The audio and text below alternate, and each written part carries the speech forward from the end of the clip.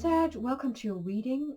So this is going to be your forecast for the new moon in India, which happens on the 19th of August this year. So as I was saying in some of my other videos, I'm trying to be as fair as possible as far as uploading the signs are concerned, and not always starting with Aries and ending with Pisces. So what I'm doing is taking the signs that are involved in the actual lunar phase, the two polar opposite zodiac signs, and then I'm working kind of out from there, so the two signs on either side and so on. So yes, sorry about the wait, but that's just how it is at the moment.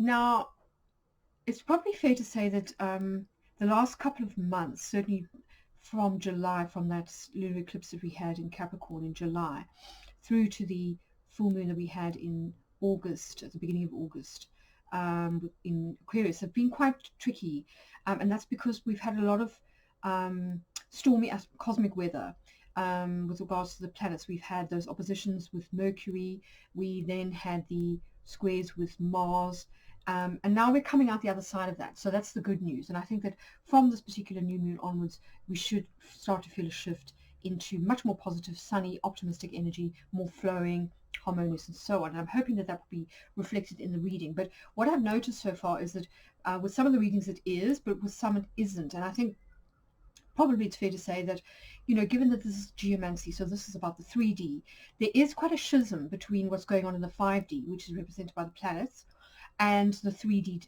sort of here on Earth. And I kind of think that that polarization, which started at the solstice, is kind of like the reason for this discrepancy. So if you do see a discrepancy here between what the astrological, the planets are saying, and then what you're seeing in the reading, it's because there's a need to kind of realign and to sort of not raise your vibration, but just come back into coherence in order to sort of sync up with that energy. But anyway, let's get into your reading. As you can see, I've had some lovely copper sitting on top of the cards, which is Venus, the metal Venus. So I'm hoping that that's going to, that lovely Venus in Cancer energy is going to filter into what comes through today. I've also, just incidentally, updated these cards. So they're currently at the printers, and I'm waiting for them to be shipped to me. So I'm hoping that by the time we get to our next full moon reading, we've got some new, more visible, easier to see cards to do the videos with. But also just to say thank you so much for all your likes, shares and subscribes. The channel has started to grow in the last month quite a lot, so thank you to all of you for your support, and thank you too for the karma donation, good karma donations, always gratefully received. Thank you very much.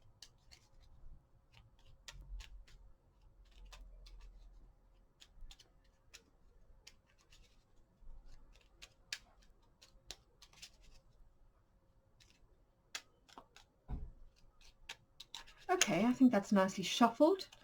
Let's cut them.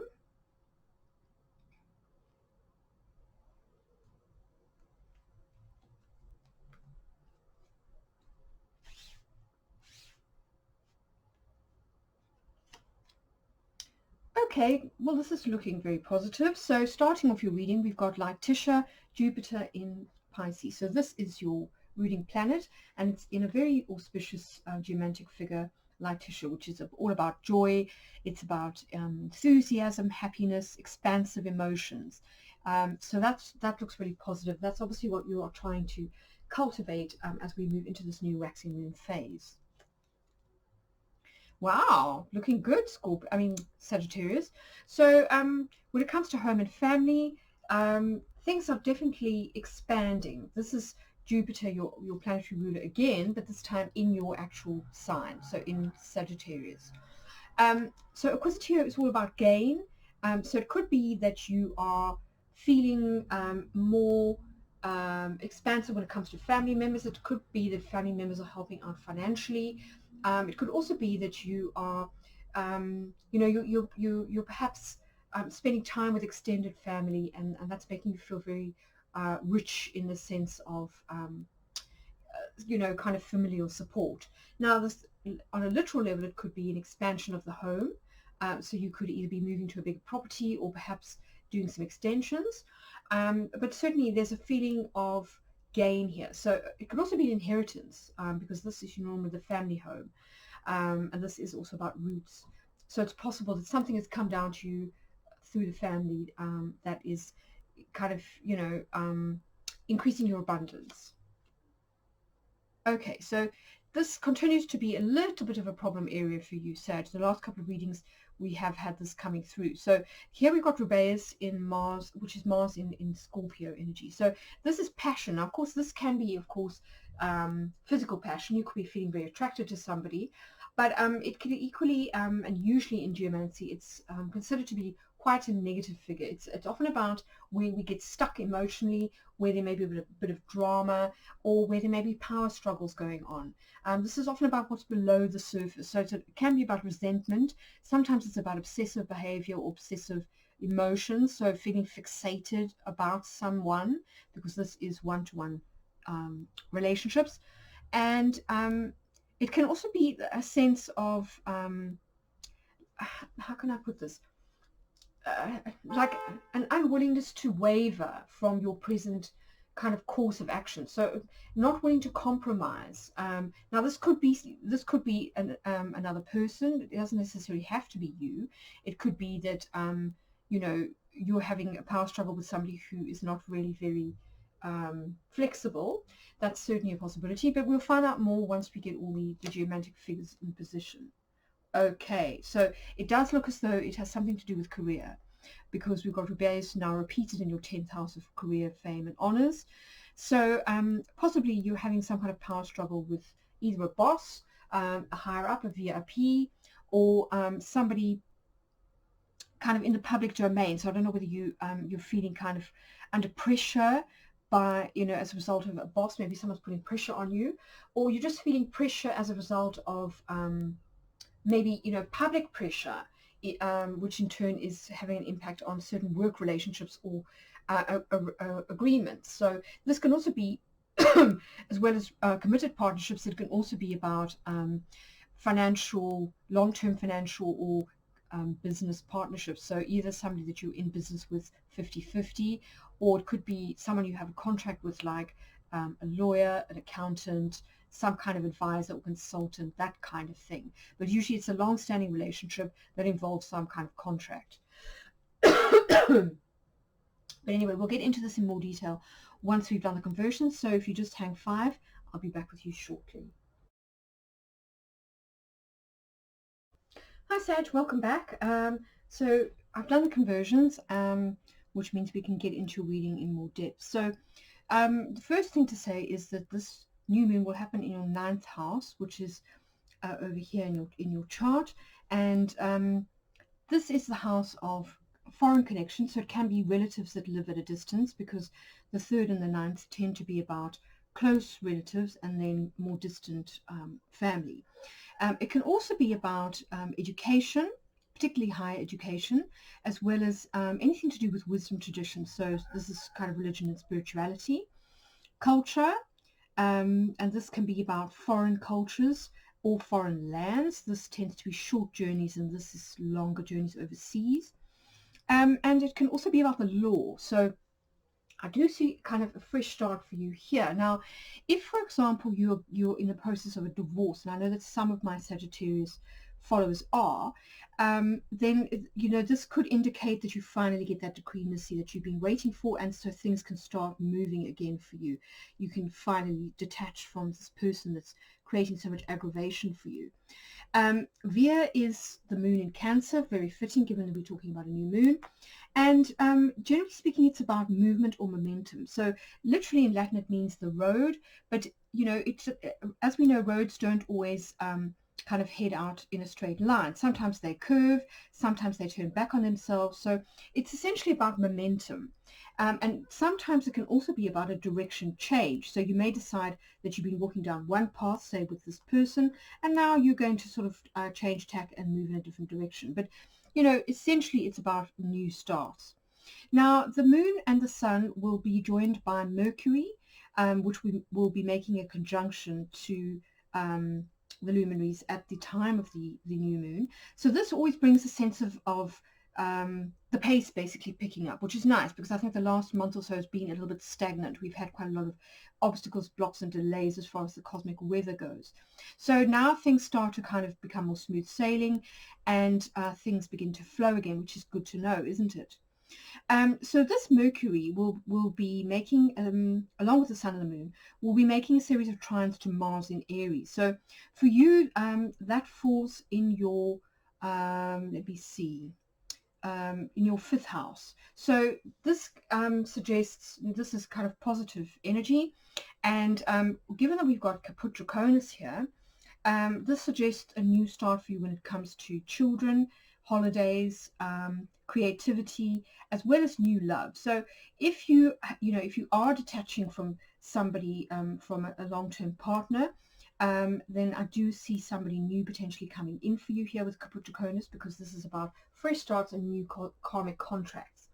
But equally, it could be about a fresh start when it comes to children or holidays. And if you've been keen to travel overseas, but your plans have been kind of delayed because of COVID-19 travel restrictions, then it's possible now that things start to open up again and you get an opportunity to travel in the next 2 weeks, or to make your bookings at least.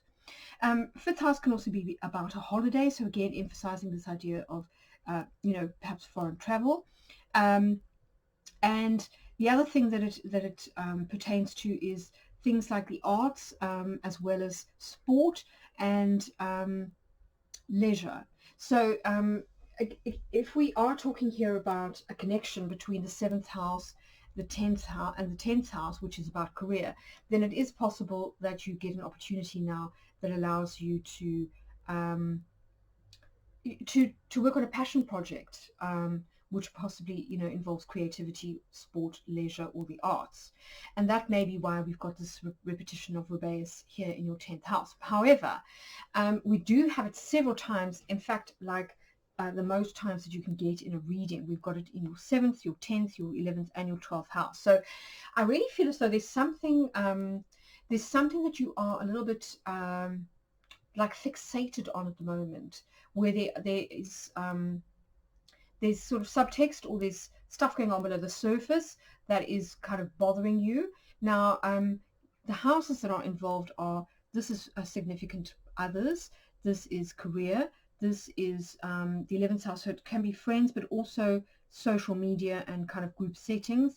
And then the 12th house is about your psyche, so it's about your subconscious belief. So there's somewhere kind of in your psyche that is kind of stuck, and is feeling, as I say, either a little bit OCD, perhaps in a repetitive worry cycle, feeling angry or resentful, or is just fixated and can't move on from something. You're kind of stuck. Given that we've got so many repeats here, it's not really something that we can ignore. So, yeah, I mean, there's all sorts of scenarios as to what this could be. I mean, it could be, for example, that you feel that this person has sort of blocked your path forward in the sense of career, kind of friendships, and so on. But the fact that we've got it in your 12th house suggests that it's more about your perception of other people, because, as I say, this is the house of the psyche, the subconscious, and of your kind of your unconscious beliefs. So this could be a little bit of Black Moon Lilith energy. And it's interesting because if I think about it, Mars is going to be making a conjunction to Black Moon Lilith at this particular new moon. So this is slightly more difficult energy. Black Moon Lilith is the dark moon. It's what we don't want to acknowledge in ourselves, so we tend to project onto other people. And this could be what is going on, is that there's something here that's keeping you stuck, so you're projecting it towards friends, towards bosses, and towards significant others. And I think that with Via here in the 9th house, there's a sense that this needs to shift. And it's interesting because if we look at your house of communication and your mental outlook, we've got Puer, which is that Mars in Aries energy that we've got here in your 5th house, which is where Mars and Black Moon Lilith are. So this also suggests either conflict, or it can suggest a fresh start.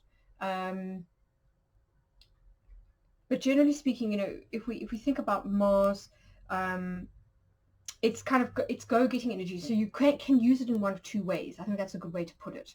You can either use it for forward momentum when it comes to whatever intentions you're setting at this new moon, or you can use it to sort of like get involved in conflict with various people. So I think the choice is yours. And as I was saying at the beginning of this reading, what I am finding in the readings is that where there is a discrepancy between what's going on in the 3D with the geomantic readings, which represents the elemental realm, so the 3D, and the 5D, which is the planets, which represent ether or the 5th element, it's usually because something is out of alignment between those two levels. So maybe it's a good idea to sort of, and it seems as though consciously you're aware of this, because you've come in with Laitisha, which is you definitely want to be feeling positive about things. So I think what's interesting is that if we think about the aspects between the new moon and the nodes are sitting across your 1st and your 7th house. So here in the 1st house, which represents you, we've got the South node in Sagittarius. So this is the South node is all about letting go of what no longer serves you. And the North node is about what we kind of take in, or soul lessons, karmic lessons. So what's kind of coming in, new beginnings. So it seems to suggest as though maybe there is some kind of test, some kind of soul or karmic test going on that involves people in your life that are either reflecting back to you certain beliefs, or who are kind of testing to see whether you can stay in this energy, this happy energy, and not necessarily be bothered by what's going on in the outside world. And it's interesting because at the moment I am doing quite regular meditations, guided meditations with Matthias Di Stefano, and he's talking a lot about he's working with the emotional body this week actually, and he's talking so much about how the way that we react to emotions that we receive through our energetic field depends on our vibration, or where we are ourselves, as to how we receive that information. And I kind of feel like this is a little bit what's going on, is that you're almost being tested to see if you can hold your vibration, to cultivate this wonderful Laitisha happy energy, and to stay there no matter what happens in the exterior world, and also to bring yourself into alignment between your conscious and your kind of unconscious parts. So there's something I think in here about that. But we do have Laitisha repeated here in your 2nd house, and this talks about not just money but also self-worth. So it could be that, you know, simply by making a shift in terms of what you believe you deserve, and staying in that energy, sort of like standing in the power, it will shift this energy that is stuck. That's what I would say, is it's stuck energy. We'll kind of shift it out, and this may be why we've got Rhea here in your 9th house. Yes, just really, really interesting. But anyway, going back to the new moon itself, the other aspects that will be happening to that the moon and the sun at this time is positive aspects to the nodes. So I kind of feel as though whatever karmic lessons come in over the next 2 weeks are designed for your highest good, and will certainly end well. So maybe the way that they appear is not necessarily the kind of the truth of the situation, and you'll have to sort of take a step back and see the nuggets of wisdom that can be gained from whatever these situations are. And then the final aspect which is happening at this new moon is a wonderful sextile between Venus in Cancer and Uranus in Taurus. So for you, this happens in your 6th house, this is the house of Taurus, so this is where Uranus will be, and Venus in Cancer, which sits here in your 8th house, the house of shared resources and intimacy. So it's interesting that they have the same geomantic figure in them, which is populous. Now this is the other iteration of lunar energy, the moon in Cancer. So perfectly fitting for Venus in Cancer, which is currently going through your 8th house. And I think that this bodes well in two realms. First of all, if you are getting divorced, I think it bodes well as far as your divorce settlement is concerned. And if you've been having problems like power struggles with a boss and you decide to get a new job, because Uranus is all about making changes, I do think it will be to your benefit. You'll move into a much healthier place and a much more healthier work environment. Now, this can also be about habits and health. So it could be that by shifting your dynamics with other people, because this is where your interface, your one-to-one interface with other people energetically, that it will have a positive knock-on effect on your health. So that's something I think worth bearing in mind. I'm trying to think if there's anything else happening. I think those are the main things. So if we look at the outcome of your reading, it's quite interesting. We've got Puer, which is that Mars in Aries energy, and then we've got Puella, which is the opposite, so it's Venus in Libra. And then the outcome is Conjunctio, which is usually about union, marriage, as well as collaboration with others. So I think that it's kind of saying that in order to move forward and past this kind of stuck energy, so in other words, to embody this via geomantic figure, you need to work with other people. You need to sort of cooperate with others. And that means trying to find a compromise between love and strife. These are literally Venus and Mars are the two symbols of love and strife in the Greek Empedoclean system. And of course, Empedocles is the one who developed the concept of the 4 elements, which is what geomancy is all about. And then it's also the divine counterparts. So this can also be, the sort of divine feminine, divine masculine energy. So I think what it's calling for is a balance between these two energies within you. And then, more literally, it could be about the start of a new relationship with this Capricornus here, which, as I said, is where Mars is going to be. So this is kind of emphasized by Puer here. And Puella it's really about harmony in relationships, often about compromise, because Libra is all about finding middle ground. So, this could, if it's romantic, it's kind of calling for a balance between, asserting your needs aggressively or conflict on one hand, and then sort of being more compromising and conciliatory on the other. It's also calling for a balance between wanting to initiate on one hand and then needing to sit back and receive on the other. And then when it comes to work and business, it's about a balance between asserting yourself and your needs on one hand, and then also being a team player on the other. So it's really, I think this reading is really about trying to regain your balance almost. It's interesting. It's quite a Libran kind of idea here, but I'm finding it's coming through quite strongly in the collective in various messages about the more kind of Eastern approach, that kind of I don't want to say Buddhist because it's pre-Buddhist, but some of the ideas that come through in the I Ching, which is all about both and rather than either or. Again, the other thing that I've learned from Matthias is there's no such thing as a good or a bad emotion. It's just what it's our judgment that we kind of put onto it, but it all feeds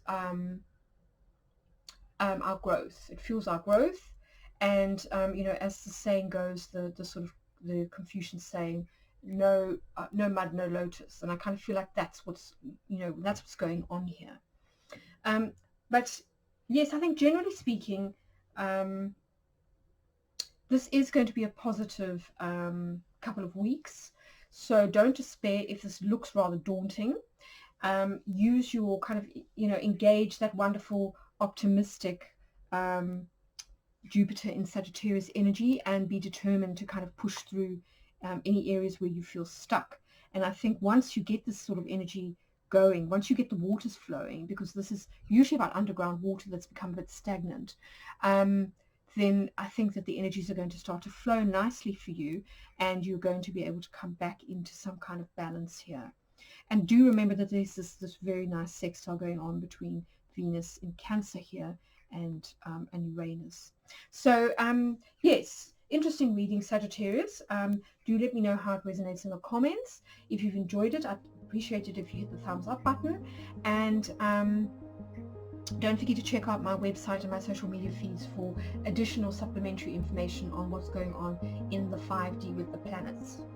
So I'm wishing you all the best, and I'll catch you again in a fortnight for your full moon reading.